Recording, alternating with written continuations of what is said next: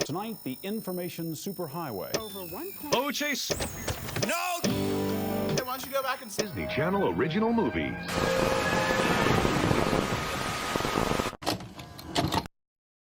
Before the times of streaming services and social media, as well as things like Amazon, Uber Eats, remote work, or anything that has been streamlined in our lives, there was a point in history in which people were not able to enjoy all of the grandiose luxuries of life within their home. They had to go outside. You had things like the mall, the roller rink, the arcade, but most importantly than all of that, you had the movie theater. I know a lot of people nowadays might look at the movie theater as a nice old Chevy Camaro that looks nice from the outside, but then once you really get in there and you try to turn it on, it sounds like... The movie theater before the new millennium was a blockbuster event. If you wanted to see these monumental cinematic experiences, you had to sit your little butt in the velvet seat, you had to get your popcorn, your Mr. Pibb, so you could watch Happy Gilmore. It's actually so cool to look at old footage of people piling into these movie theaters with so much excitement and like the reactions that they would have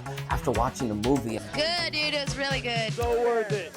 So worth it. It was fantastic. The thrills never stopped. It was amazing. It was amazing. Couldn't get enough of it. You could just see in their face that they weren't going to be able to see this thing outside of that room for months or maybe even a year unless they got it on VHS or DVD or something like that. So I guess the question arises, what if I don't want to go outside? It's all the way out there. I'm all the way in here. Sometimes people weren't able to make it to the movie theaters, whether they lived too far away or they didn't have the money for it. All they really had was the TV that was in their house. But luckily, there would be a brand new titan in the entertainment world that would not only revolutionize the way in which we watched movies, but also in the way movies would be made, marketed, and could possibly be the catalyst of the all-encompassing entertainment age that we live in today. And that would be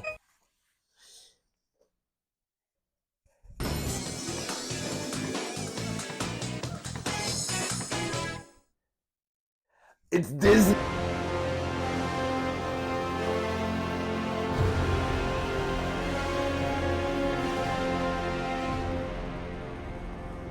The Disney Channel original movie was unlike anything else at the time. Yeah, you might have a Clint Eastwood rerun on the CMT, but this was a major broadcast channel that was dedicating full-on productions just for television. Not for the theater, not for DVDs and Blu-ray, this hunk of crap. And these movies were not nothing. These movies were important. They talked about the complexity of family dynamics and skating and friendship and vampires and jump rope and music and AI. The first DCOM, aka Disney Channel original movie, or as some people might call it, deadly combination of way too many beautiful mothers, came out all the way back in 1983 with the movie Tiger Town.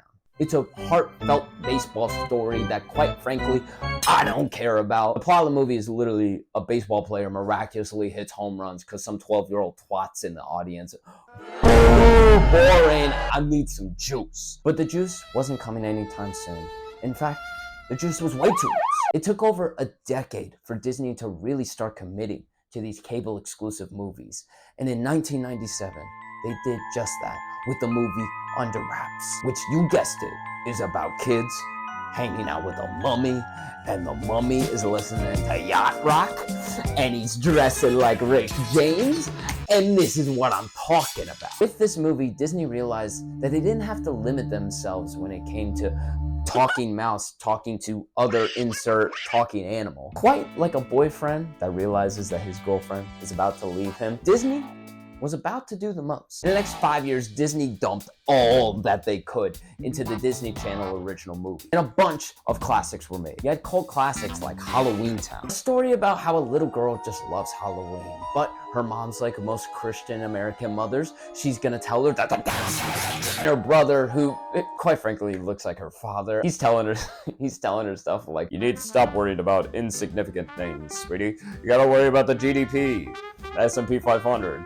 how to dress business casual like me. Hi, I'm 6 years old, by the way. Also, did I mention that her grandma's a witch? Hey, look!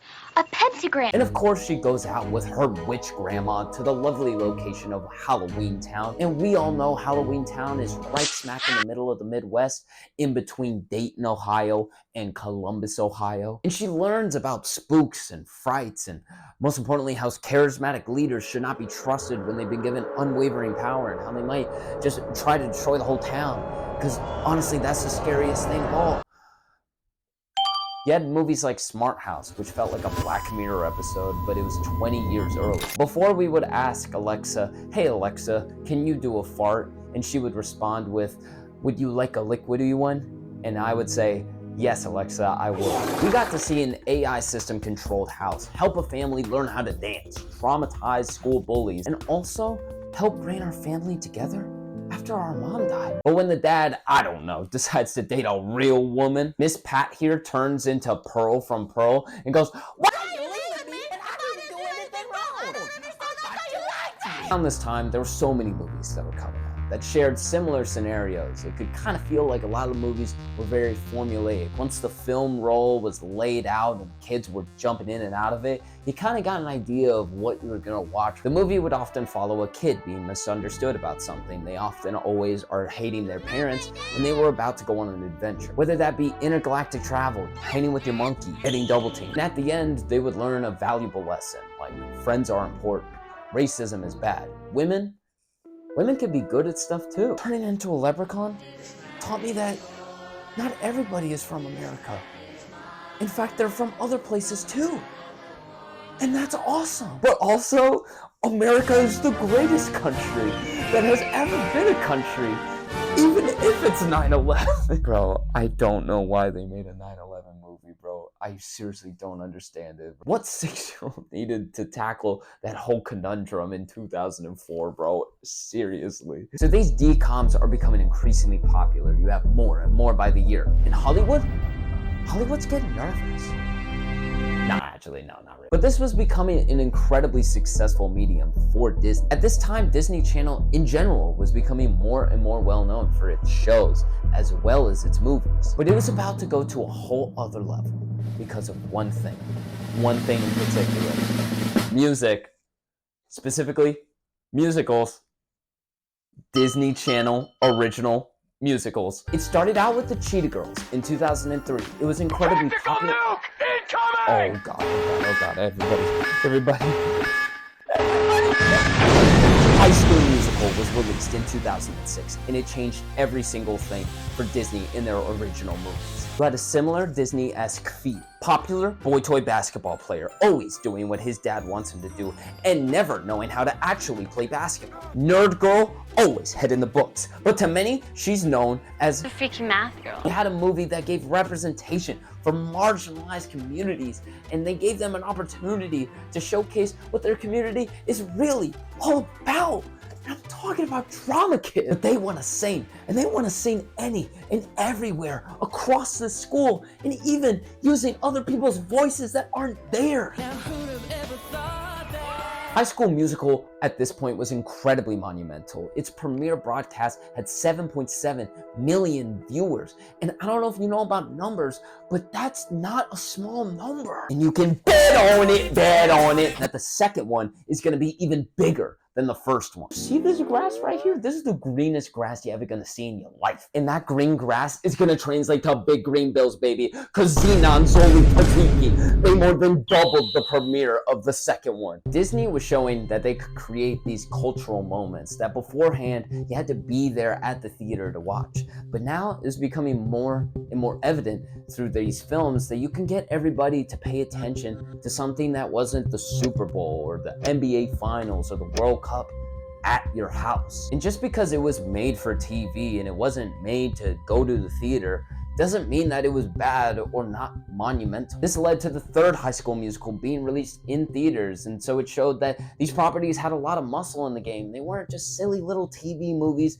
but in fact, they were silly little movie theater movies. But releasing this movie in theaters was the antithesis of what these movies were all about. And it started to honestly become the downfall of them entirely. At this point in time in the early 2010s, we started to become more and more dialed in when it came to the internet. Smartphones were becoming way more prevalent. We had YouTube and social media becoming a competitor for young people's attention. But then also around this time, you had stuff like Netflix and Hulu and all of these streaming services coming out of the woodwork. Disney Channel's movies showed that you can get people to pay attention to a movie that wasn't coming to theaters. And these streaming services recognized that and were able to get millions to watch them and turn off their gross cable box to watch them. The monster that Disney had created, this optimization of getting people into your home to watch a movie, had left it in the dust. And Disney wasn't able to get their DComs up to snuff due to them just not putting a lot of effort into them, but also they were probably just really busy, I don't know, buying every single other major property in the universe. And if you look at the Disney Channel original movies that they've made within the last 15 years, you wouldn't even really believe that they made any movies to begin with. A Freaky Friday remake? What in the world? Impossible live action? What in the world? How to Build a Better Boy? Under Wraps 1 and 2? But they're not dressed like Rick James. Although this medium that Disney had created came to a rather slow and unfortunate demise, the fact that they were able to create what they did when they did it is really incredible. The memories that so many people cherish with these movies is a sign of the lasting impact that they've had, not just in the grand scheme of how movies are made, but also how they make you feel and teach you important lessons, whether you're a kid or an adult. Whether I was watching Camp Rock for the first time or the week of Halloween, turning off the lights so that way I could watch Halloween Town, I understood that these movies were things to be anticipated for, and that they were events to sit down and really watch. And I'm not gonna stop. I'm not gonna stop till I get my shot to really appreciate them. It's easy to say that Disney Channel's original movies changed a lot about movies, but the truth is, they also changed everything about you. Thank you so much for watching my video. I really appreciate all of the love and support that I get on these videos. I hope that you're doing well, and I hope that you're appreciating things, whether they're movies or the people in your life or, I don't know, the sky. Comment below whether or not this video was goated. If you want to like it, by all means. If you want to dislike it, don't. I'm gonna walk away right now. You ready? Here I come.